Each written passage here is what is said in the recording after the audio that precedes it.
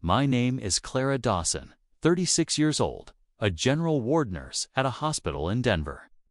Every morning, my alarm buzzes at 5 a.m. I get up before it rings the second time.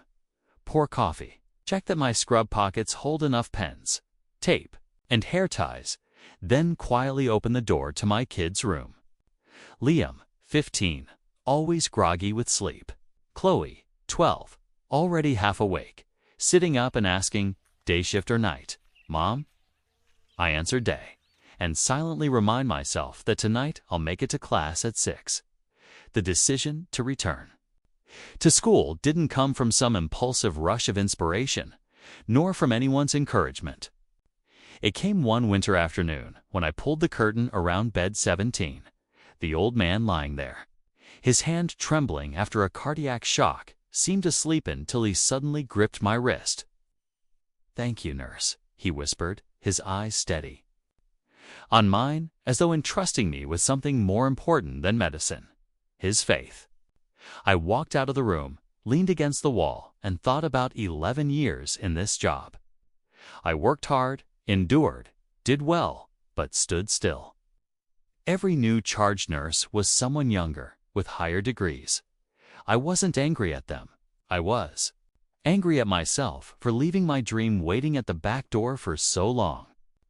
That night, I set a notebook in front of my husband Mark and drew 2 columns. One side read, "Stay the same, 10-hour shifts, rotating schedules, a salary that covered the mortgage. Maybe one camping trip a year, if we were lucky." The other side read, "Go back to school, a 4-year part-time BSN program. Tuition that wasn't easy to swallow, evenings and weekends in classrooms. In exchange for the chance to step into nurse management." "What do you think?" I asked. Mark studied each line, then said, "If you're sure, I'll support you. But we have to plan it like surgery. Clear goals, clear risks, clear recovery." We began to operate on our household schedule. I shifted into earlier shifts, swapped days off to line up with exams. Mark took on drop-offs and pickups whenever I had to stay late at the hospital. Liam was assigned trash duty and shoveling snow. Chloe helped with dishes and folding laundry. In return, I promised not to skip Sunday family dinner, unless it was a code red. I also promised myself not to count the school events of Chloe's or the soccer games of Liam's. That ain't missed, because counting would only numb me. Instead, I'd note the ones I made, like one freezing night, when I arrived 10 minutes late, but still caught Liam's very first penalty kick. He turned toward the stands to find me, and his eyes softened just a little when he saw his mom there. That was enough. The school was across the city. I often drove there with sneakers stashed in the trunk. After a shift, I'd change shoes in the parking lot, wipe off sweat, and dash into class. The first course's medical record management. Healthcare statistics made my head feel like a soaked sponge, heavy but absorbing. I loved how the scattered terms from daily work suddenly lined up into a system, not just doing it right, but knowing why it was right.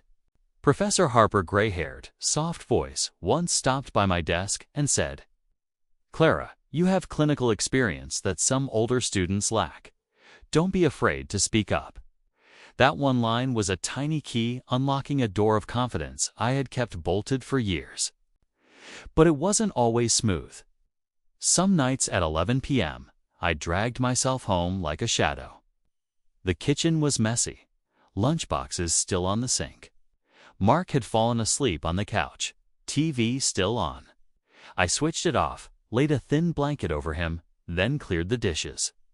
I don't romanticize sacrifice him, simply telling the truth of exhaustion. Exhaustion so sharp that the next morning when my alarm buzzed, I mistook it for a heart monitor from the ward.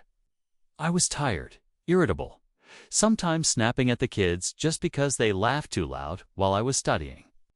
One evening, after I'd scolded her, Chloe disappeared into her room, then came back and laid a sheet of paper in front of me, a drawing of me in a graduation gown, smiling wide. "So you don't forget the goal," she said.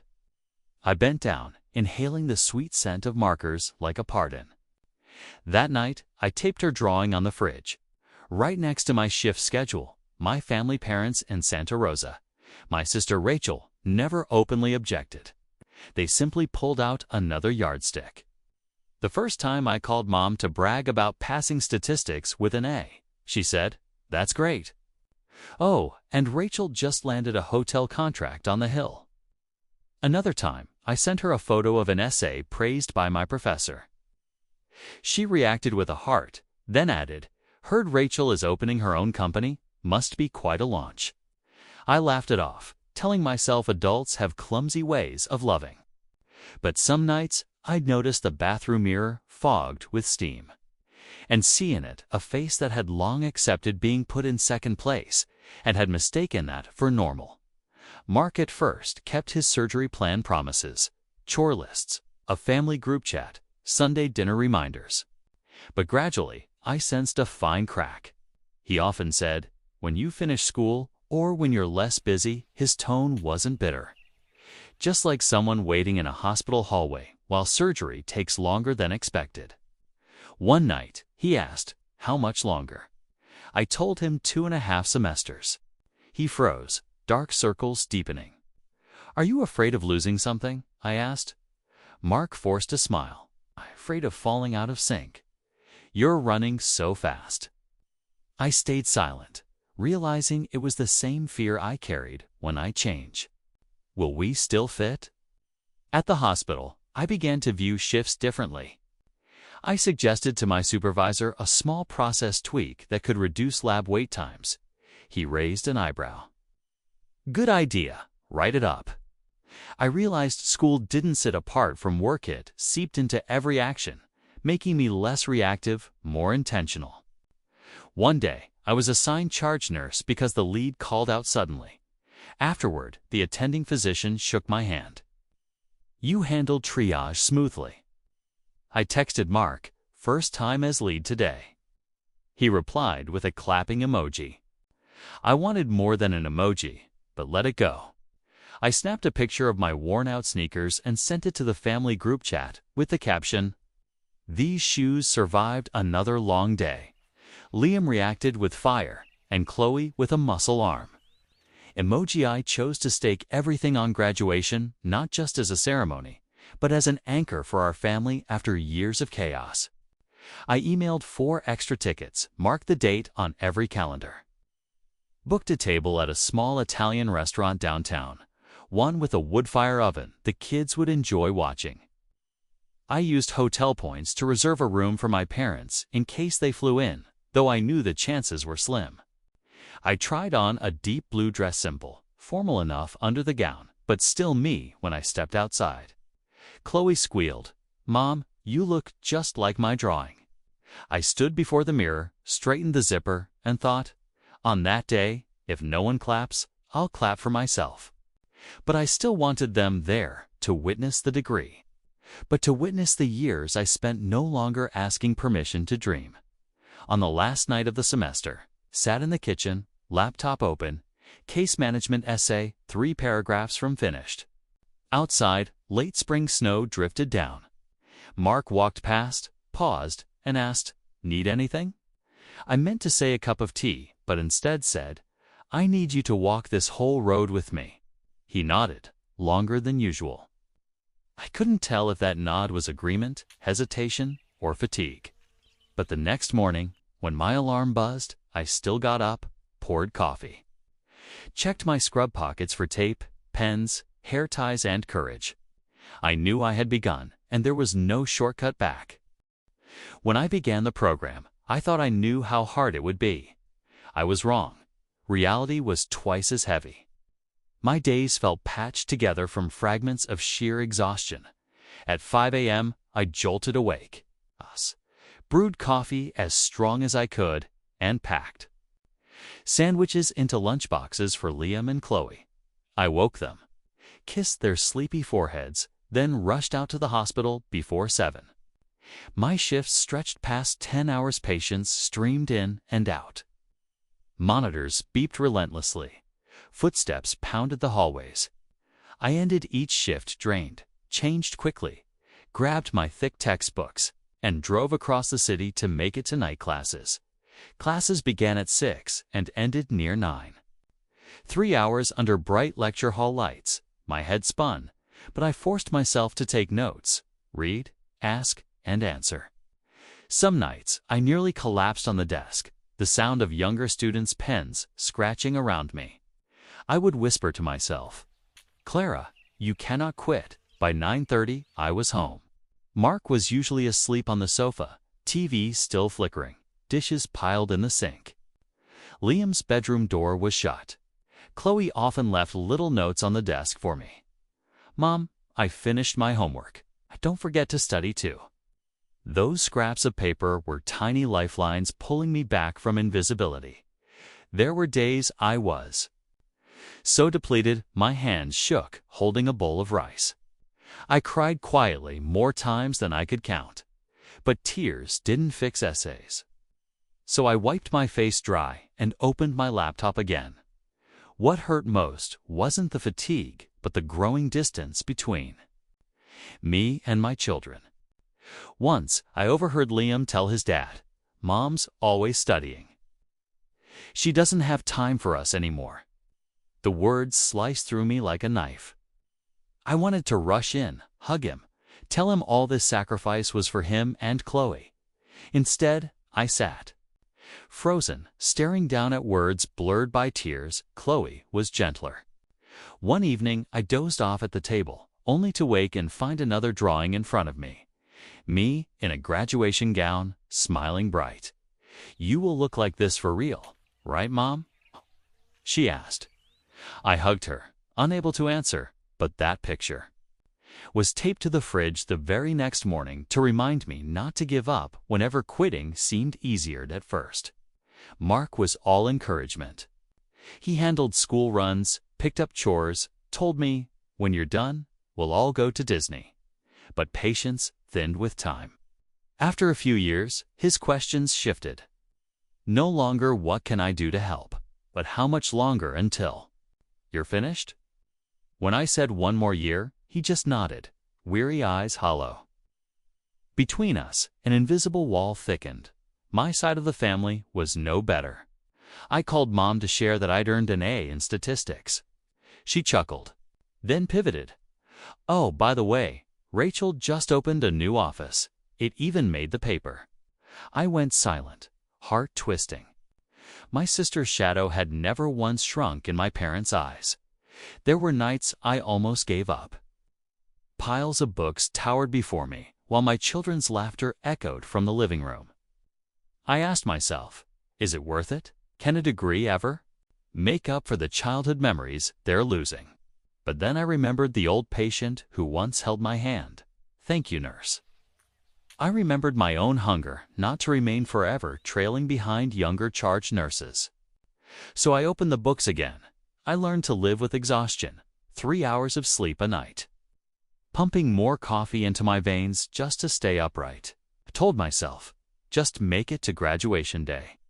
Look down from the stage, see your family in the seats, hear their applause, and every ache will vanish.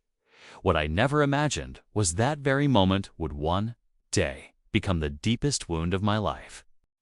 If I had to choose one word to describe the relationship between me and my sister Rachel, it would be comparison.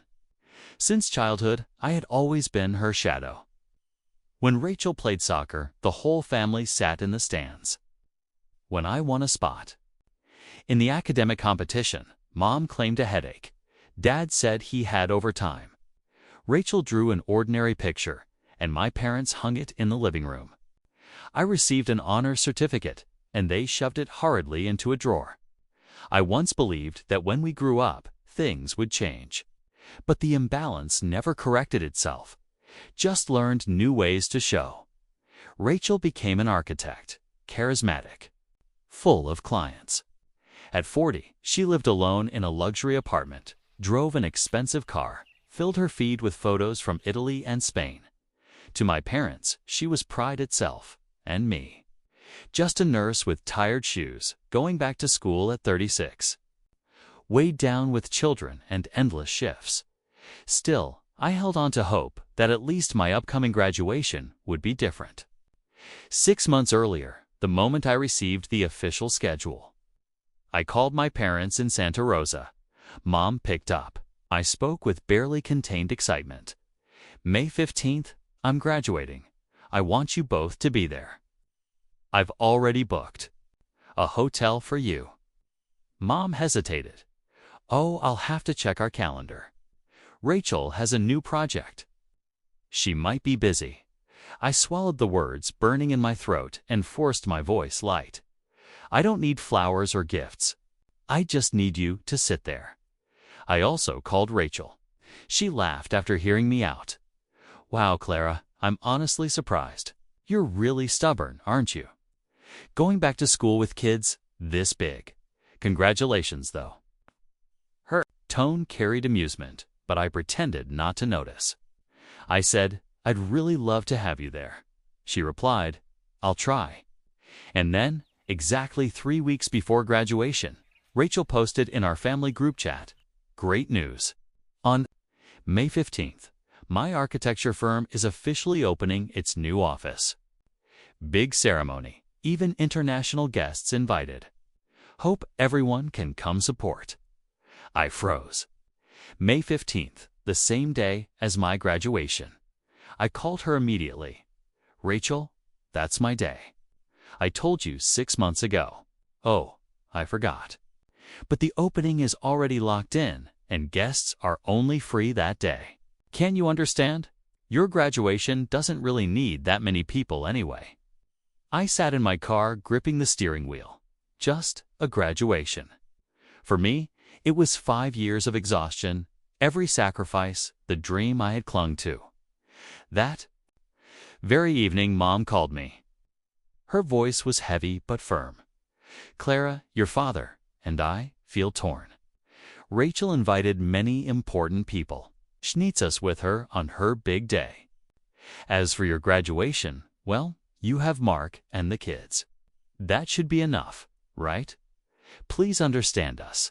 My throat burned. Mom, I've waited 5 years for this moment. I only want you there. Oh, don't be selfish, dear. You already have your own family. Selfish? I hung up, tears spilling uncontrollably.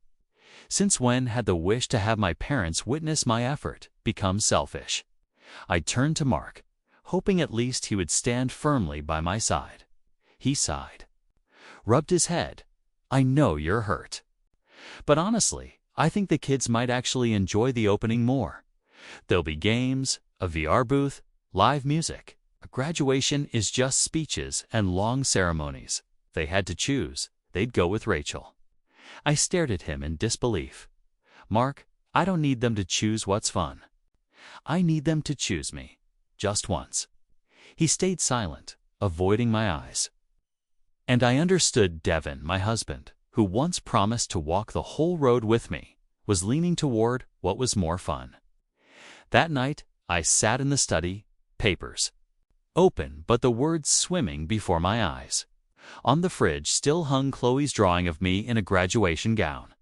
I touched the page and whispered, on that day, will you still want to clap for me, or will you also run toward the louder music? Outside, I didn't know anymore. I only knew that the empty seat at my graduation had already been decided long before. I thought that if I prepared everything with enough care and beauty for the ceremony, maybe someone in my family would finally see its importance.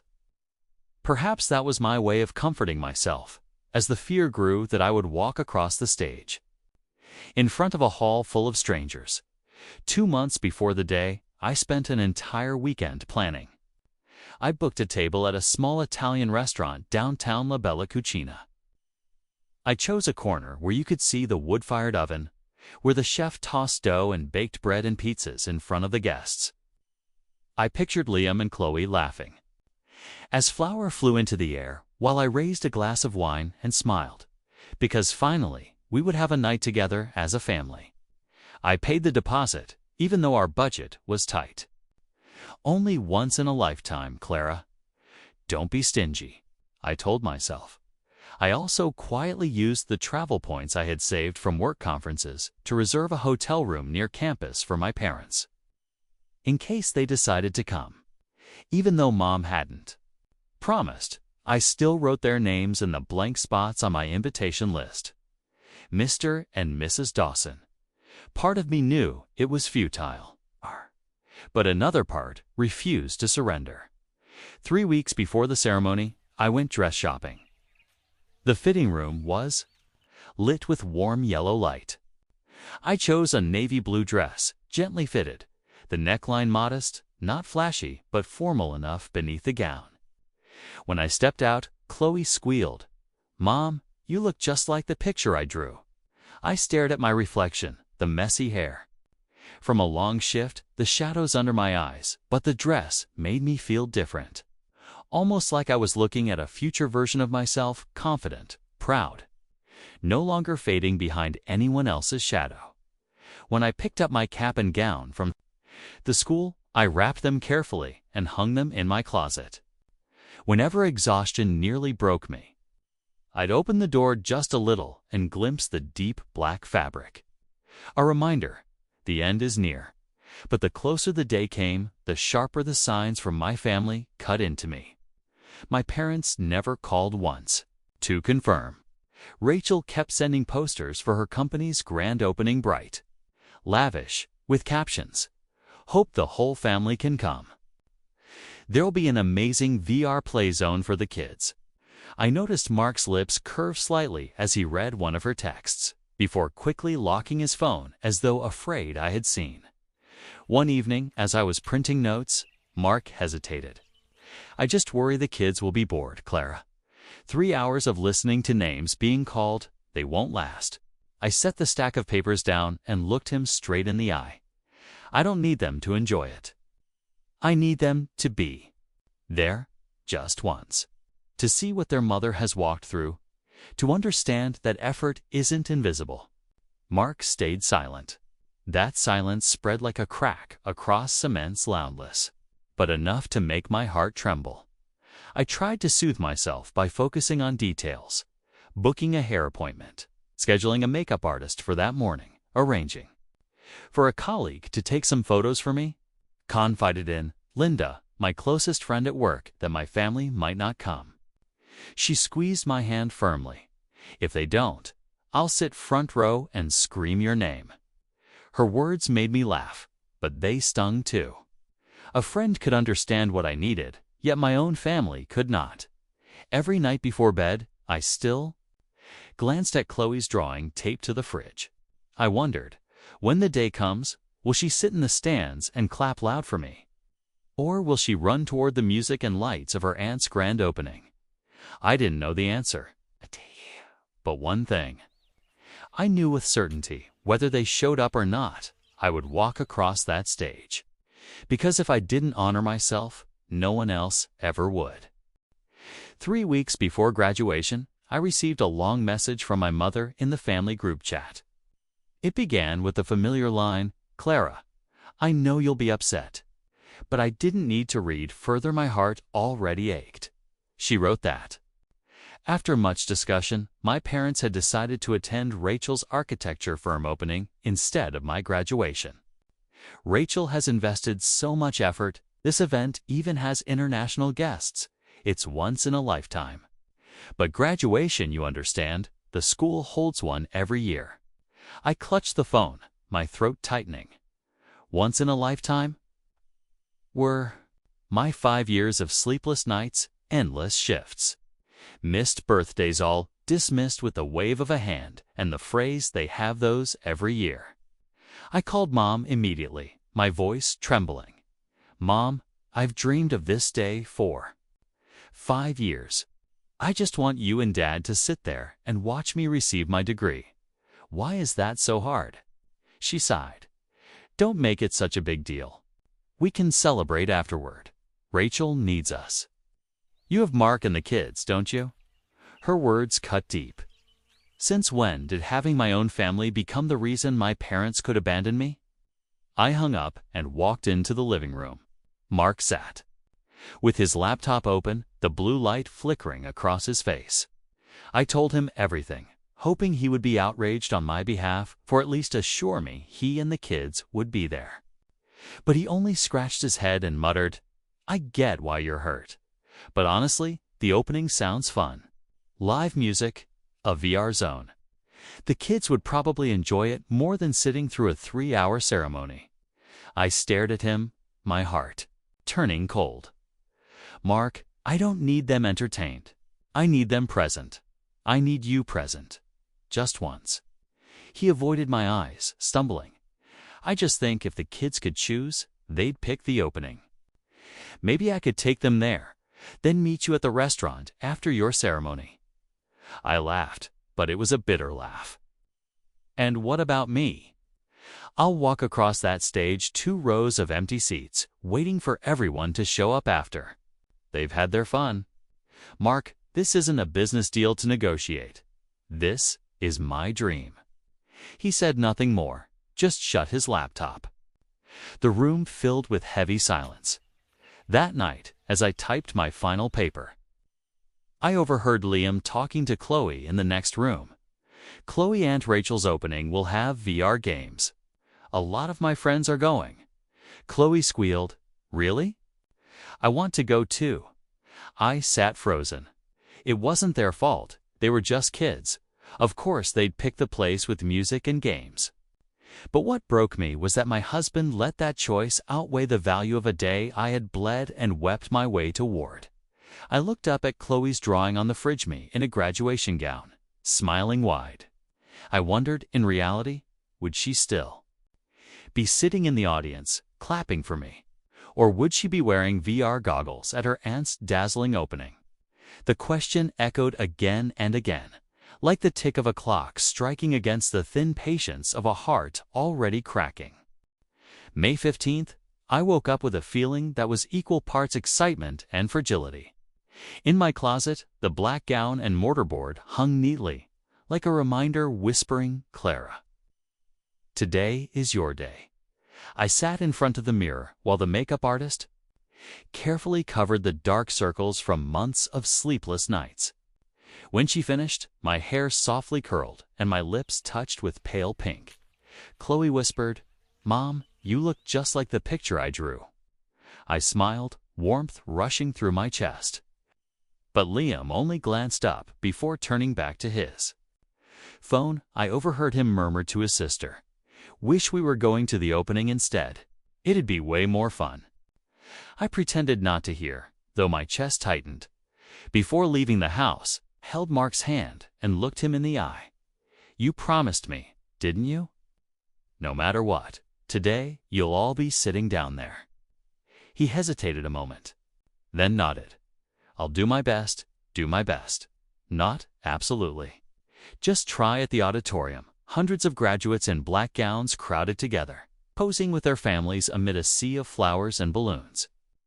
I took a deep breath and stepped into the section reserved for students. Before sitting down, I glanced back. I had kept 6 guest tickets for Mom, Dad, Rachel, Mark, Liam, and Chloe. But the first 4 seats were empty. I swallowed hard, telling myself, maybe they're late. Traffic, they'll come in soon. The music swelled pomp and circumstance. We marched in. Applause thundered.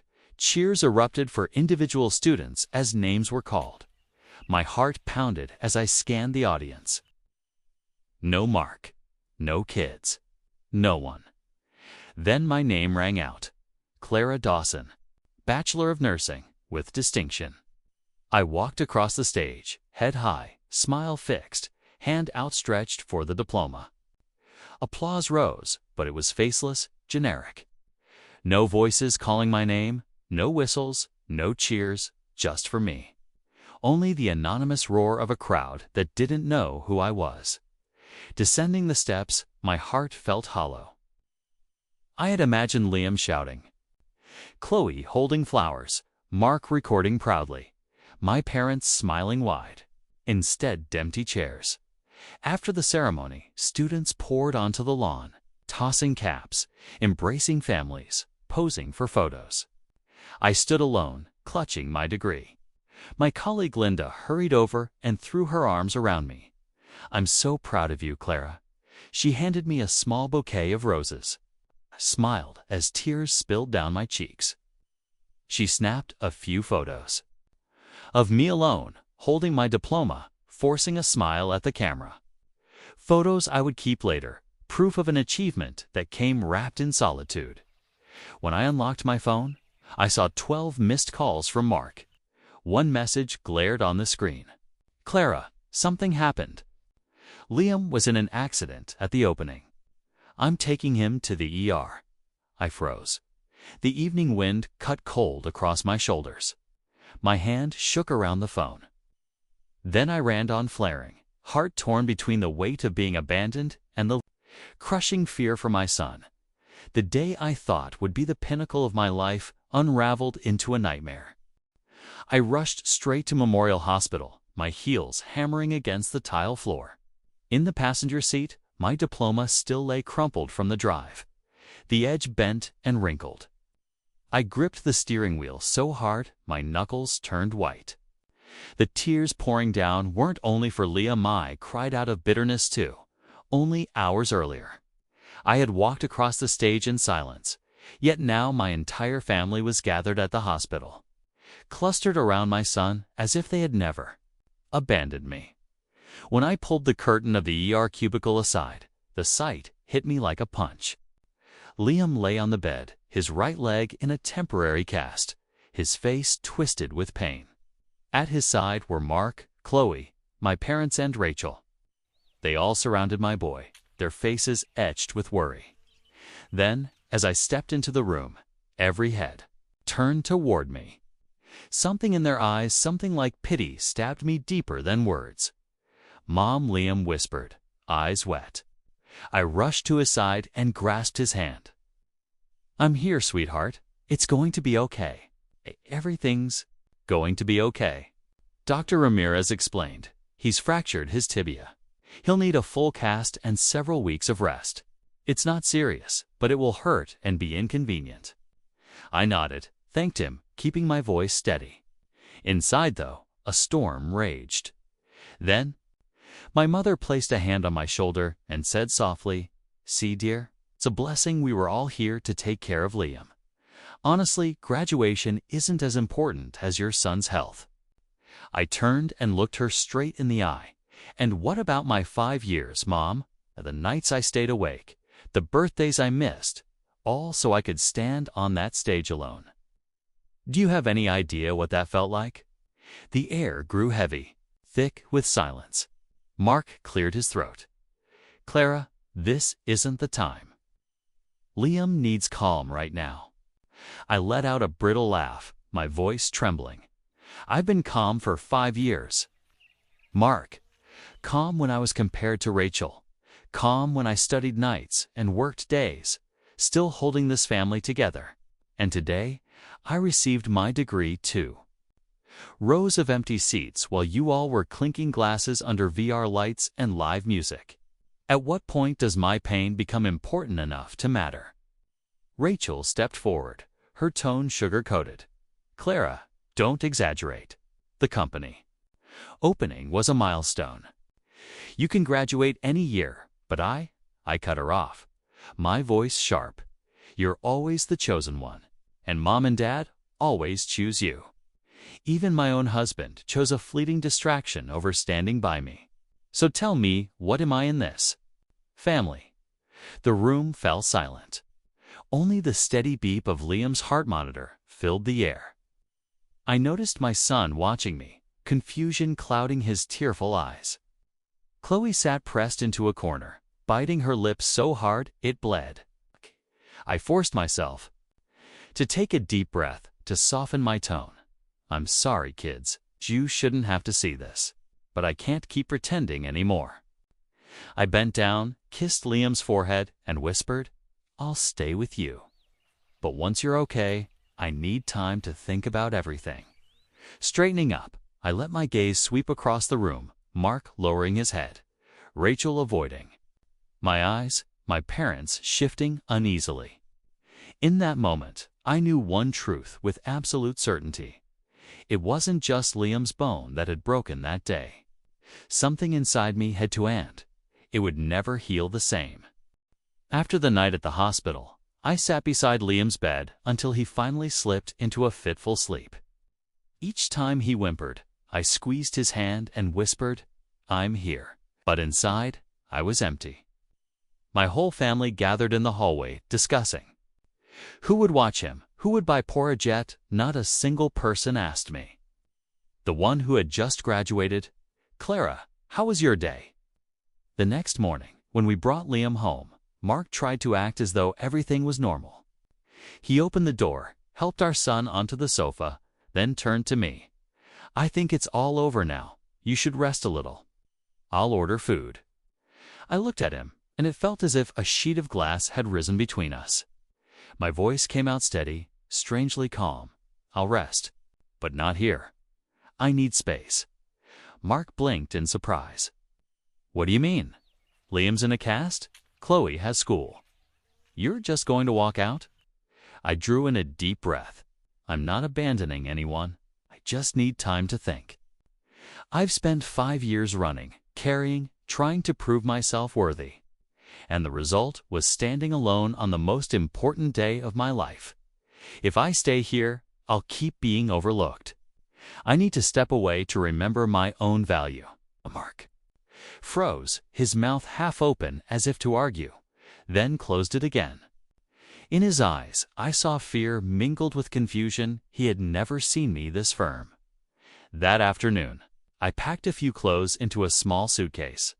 Chloe stood in the doorway, eyes shimmering. "Mom, where are you going?" I pulled her close, whispering, "I'm not going forever. Just a quiet place for 1 week. I'll call you and your brother every day. Do you trust me?" She nodded, then handed me the old drawing me in the graduation gown. "Take it with you. To remember you already did it." I hugged her tight, tears spilling over. That evening, I checked into a small hotel downtown, the very one I had once booked for my parents. The white sheets lay smooth, the room quiet, no TV noise, no footsteps. For the first time in years, I sat alone, without homework, without chores, without swallowing anger. Just me, and a space wide enough to breathe. The phone buzzed constantly. Messages from Mom, "I'm sorry, I'll be there next time." From Rachel, "Don't be mad, I'll throw you a private party." From Mark, "I was wrong. I don't want to lose you." I read them all, but didn't reply. I didn't need rushed apologies. I needed action. Real change. On the third day, Linda, my colleague, stopped by with a bag of food and a brown leather notebook. "Write in it," she said. "Write what you want for yourself, not for anyone else." That night, I wrote, "I deserve to be recognized. I will no longer accept being put second to anyone. I will teach my children that love means presence, not excuses." In the silence of that hotel room, I understood something. I wasn't leaving my family. I was leaving behind the habit of dismissing myself, and when I returned, I would no longer be the old Clara. A week in that hotel gave me more than I expected. Not the long restorative sleep I thought I needed, but a silence wide enough to see clearly. I had spent years living to please everyone else, and the result was being dismissed in the very moment that mattered most in my life. The day I carried my suitcase back home, Mark was waiting on the porch. He had cleaned the yard, even hired a service so the house looked unusually spotless. As soon as I stepped inside, he said, "Clara, I know I was wrong. I should never have let you go through that day alone." I looked straight into his eyes, and for the first time in years, I didn't step back. It wasn't just that day. The mistake has been the past 5 years, while I carried everything and you grew comfortable with me, always enduring. If you want to keep this family, you have to change. I will no longer accept being put second. Mark nodded quietly, his voice low. "I was afraid you'd surpass me, and then leave me behind." I answered, firm and steady. "I don't need someone in front or behind. I need someone beside me. If you can't do that, the distance between us will only grow. That evening, I invited my parents and Rachel over. Dinner wasn't joyful as before, it was heavy, like a courtroom session. I placed my diploma right in the center of the table, not to boast, but to make them face what they had overlooked. I spoke calmly, but firmly. I don't blame any one of you individually, but I will never forget the feeling of sitting beneath empty seats. I worked for 5 years, and all of it was brushed aside for a party. From today on, if anyone continues to belittle my achievements or treats me as a second choice, then I will no longer make room for that person in my life. My father lowered his head. My mother bit her lip, stammering. I didn't realize you cared that much. I let out a laugh, though tears spilled down. That's the problem, Mom. My whole life, I've cared, and no one ever noticed. Rachel started to defend herself, but then exhaled and said quietly, "You're right. I've been selfish. I got used to being first. I'm sorry." For the first time, I saw her bow her head. Chloe quietly rushed to me, wrapping her arms around my waist and whispering, "Mom, I'm proud of you." I pulled her close, then glanced at Liam. His arms still in a cast, he nodded too, guilt flickering in his eyes. I knew that even if they had been swayed by the adults, my children understood more than I thought.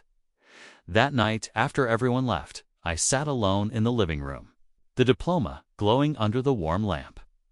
It wasn't just a certificate of education.